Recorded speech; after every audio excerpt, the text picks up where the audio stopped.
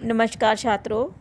तो छात्रों, आज हम करेंगे, पहले हमने किया था साखियाँ, कबीर की साखियाँ के 2 वीडियो मैंने डाले हैं, उनका शब्दार्थ सहित व्याख्या की है, पहले वो देख लेना।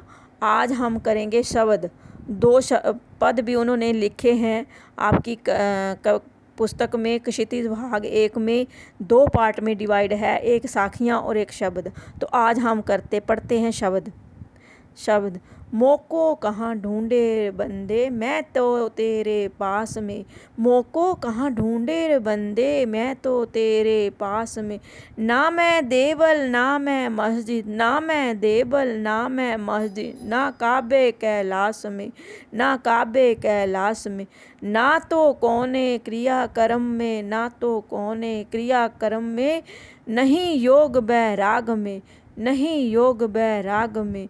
खोजी होए तो तुरते मिल्यो, खोजी होए तो तुरते मिल्यो। पल भर की तलाश में, पल भर की तलाश में। कहे कबीर सुनो भई साधो, कहे कबीर सुनो भई साधो। सब श्वासों की श्वास में, सब श्वासों की श्वास में। पहले इसके शब्दार्थ जान लेते हैं। मोको मीन मुझको, बंदे मीन मनुष्य, बंदे मीन मनुष्य, मोको मीन मुझको, तेरे पास में। देवल मीन देवालय, देवल मीन देवालय। और मस्जिद, मस्जिद। काबा, काबा जहाँ मुसलमान जाते हैं, तीर्थ स्थल है उनका। काबा किसको बोला गया है? जहाँ पर मुसलमान जाते हैं, उनका प्रमुख स्थल है। कैलाश मीन कैलाश पर्वत पर, जहाँ पर हिंदू जाते हैं, हिंदू भगवान शिव का वास माना जाता है, कैलाश पर्वत। ना तो कोने क्रिया कर्म, क्रिया मीन कर्म, कर्म मनुष्य द्वारा विषय की भक्ति प्राप्ति के लिए किए जाने वाले जो आडंबर हैं। बैराग मीन वैराग्य, बैराग मीन वैराग्य। योग मीन साधना। और मिलहो, तुरंत मीन तुरंत नहीं मिल जाते, नहीं मिलहो मिलेंगे। तलाश, तलाश मीन खोज करना, तलाश मीन खोज करना। ये आपको पहले भी पता है कि कबीर की भाषा जो है संदूकड़ी भाषा है, और उनकी शुद्ध हिंदी में आपको शब्द को समझना है कि शुद्ध हिंदी क्या है। मोको कहाँ ढूंढे रे बंदे, मैं तो तेरे पास में। कबीरदास जी कहते हैं कि मुझे तो कहाँ ढूंढ रहा है, मैं तो तेरे अंदर निवास करता हूँ। कबीरदास जी कहते हैं कि भगवान बोल रहा है कि मैं तो तेरे अंदर बैठा हूँ। ना मैं मस्जिद में हूँ और ना मैं किसी कैलाश पर्वत पर। मनुष्य जीवन भर ईश्वर को पाने का उपाय करता है तथा नाना प्रकार की क्रियाएं करता है, पर उसे प्रभु के दर्शन नहीं होते हैं। मनुष्यों को क्या होता है, बहुत प्रकार से मनुष्य पूजा करते हैं, दर्शन, परंतु उसको प्रभु के दर्शन होते ही नहीं है। इसी संबंध में स्वयं निराकार बस मनुष्यों से कहते हैं, बस मनुष्यों से कहते हैं, कारणवश मनुष्य से कहते हैं कि हे मनुष्य, तूने मुझे कहाँ खोजा, मैं तो तुम्हारे पास में ही हूँ। मैं किसी मंदिर मस्जिद या देवालय में नहीं रहता हूँ, ना किसी तीर्थ स्थान पर।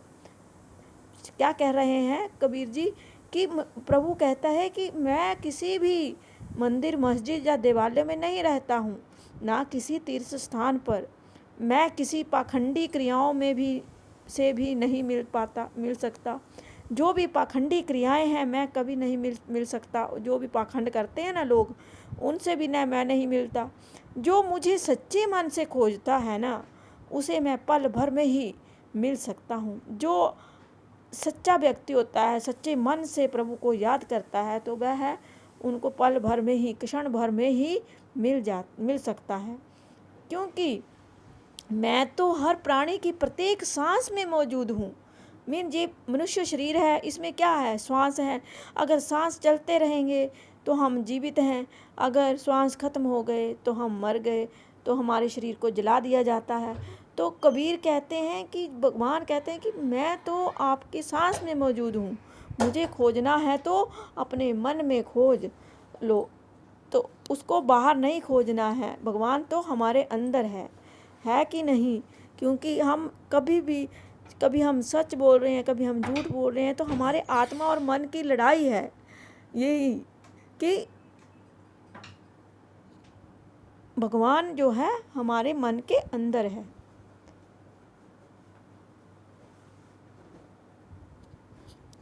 संतो भाई आई आई ज्ञान की आंधी रे। अब दूसरे पद में कबीरदास जी क्या कह रहे हैं कि संतो आई भाई, संत भाई आई ज्ञान की आंधी रे, भ्रम की टाटी सबह उड़ानी, भ्रम की टाटी सबह उड़ानी, माया रहे न बांधी, माया रहे न बांधी, हिति चित्त की बैन यूनी गिरानी, मोह बलिंडा टूटा, मोह बलिंडा टूटा, त्रिस्ता निशानी परिघर, ऊपरी कुवदी का भांडा फूटा, फूटा भांडा होता है बर्तन, जोग जुगती करी संतो बांधी, जोग जुगती करी संतो बांधी, निर्चु चुबह न पानी, निर्चु चुबह न पानी, कूड़ कपट काया का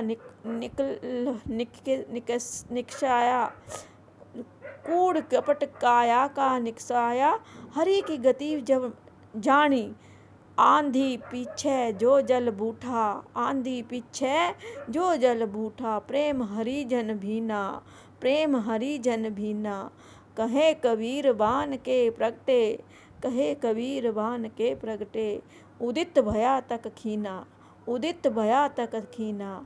तो इसमें हम पहले शब्दार्थ जान लेते हैं कि क्या है, क्योंकि कबीर की भाषा तो संदूकड़ी भाषा है और उसमें आम बोलचाल की भाषा के शब्दों का प्रयोग हुआ है। संतो मीन संत, भ्रम मीन ज्ञान, संदेह भ्रम होता है, संदेह संदेह, टाटी मीन घास फूस, बांस की फटियों से बनाया गया आवरण, टाटी बोलते हैं, ये टाटी बोलते हैं कि घास फूस बांस फटियों से बनाया गया आवरण, उड़ानी मीन उड़ गई, उड़ानी मीन उड़ गई, माया मीन मोह, बांधी बांध कर हिति स्वार्थ, चित्त चित्त मीन मन, वह मीन दो, वह मीन दो, ये वह मीन दो, यूनी यह सहारे के लिए लगाई गई लकड़ी की टेक, यूनी किसको बोला गया है, सहारे के लिए, सपोर्ट के लिए लगाई गई लकड़ियों की टेक, गिरानी मीन गिर गई, बलिंडा, बलिंडा मीन मोटी बिल्ली जो छप्पर के बीचों बीच बांधी जाती है। आपने कच्चे मकान देखे होंगे, छप्पर देखा होगा, जैसे घास फूस का बनाया होता है और बीच में एक मोटी लकड़ी डाली होती है, उसको बोला गया है गिरानी। बिलिंडा मोटी बिल्ली जो छप्पर को बीचों बीच बांधी जाती है। टूटा मीन टूट गया, टूटा मीन टूट गया, तृष्णा मीन तृष्णा, लालच, शानी मीन छप्पर, कुबुद्धि दुर्बुद्धि, भांडा मीन बर्तन, भांडा मीन बर्तन, कुबुद्धि मीन कुबुद्धि जो मंद बुद्धि होते हैं, दुर्बुद्धि, और योग जुगती योग माया, योग साधना के उपाय, योग युक्ति योग साधना, ये सारे जो हैं आम बोलचाल भाषा के शब्द यूज हुए हैं यहाँ पर हिंदी के। योग साधना के उपाय, निर्चु मीन तनिक भी, चुभ है टपकना, टपकना, और निकसपा मीन निकल गया, जानी समझ में आई, बूठा वर्षा भीना भीग गया, भान मीन भानु, भानु मीन सूरज, उदित भया निकल आया है, तम अंधकार खीना, क्षण या नष्ट होना। अब इस दोहे में, इस पद में, इस शब्द में कबीर गा गा कर बोल रहे हैं कि संत जो होते हैं ना, संत, अब थोड़ा सा मैं पहले बिना इससे बता देती हूँ कि इसका क्या भावार्थ है कि जब कोई संत बन जाता है और संत जो उसको ज्ञान हो जाता है, और जो ज्ञान की जब आंधी आती है, आंधी से उसकी तुलना की गई है, ज्ञान की आंधी से, जब उस व्यक्ति को ज्ञान हो जाता है इस संसार का, तो वह व्यक्ति बहुत खुश हो जाता है। उसके लिए जो जैसा संसार है वो सारा ही एक कूड़ के समान नजर आता है। तो आइए जानते हैं इसका सही भावार्थ क्या है। ज्ञान का महत्व प्रतिपादित करते हुए कहा गया है कि हे संतो, ज्ञान की आंधी आ गई, हे संतों, ज्ञान की आंधी जो है आ गई है। उसके मीन आंधी तो बताया गया क्योंकि जो नॉर्मल हवा होती है ना, जो आप आम हवा चलती है, उससे तो कोई परिवर्तन नहीं होता संसार में। कि होता है? नहीं होता ना। ठंडी हवा लगती है हमें गर्मी के दिनों में तो अच्छा लगता है, अच्छा फील होता है, तो उससे तो कोई परिवर्तन नहीं होता। परंतु जब आंधी या तूफान आता है तो उससे क्या होता है, कईयों के छत घर उड़ जाते हैं, पेड़ गिर जाते हैं, होता है ना परिवर्तन। फिर तो उसी से इसका ये कंपैरिजन किया है। उसके प्रभावों से भ्रम का आवरण उड़ गया, वह माया की रस्सी से बंधा ना रह सका। स्वार्थ के खंभे तथा मोह की जो बलियां थी टूट गई। स्वार्थ के खंभे थे और मोह की, प्यार की जो बलियां थी वह टूट गई। तृष्णा कब टूट गई? जब ज्ञान की आंधी आई। तृष्णा का छप्पर गिरने से कुबुद्धि के सभी बर्तन टूट गए। अब तृष्णा भी खत्म हो गई। उसका भी छप्पर गिरने से उसकी क्या हुई? कुबुद्धि के बर्तन, सभी बर्तन जो थे वह सारे टूट गए।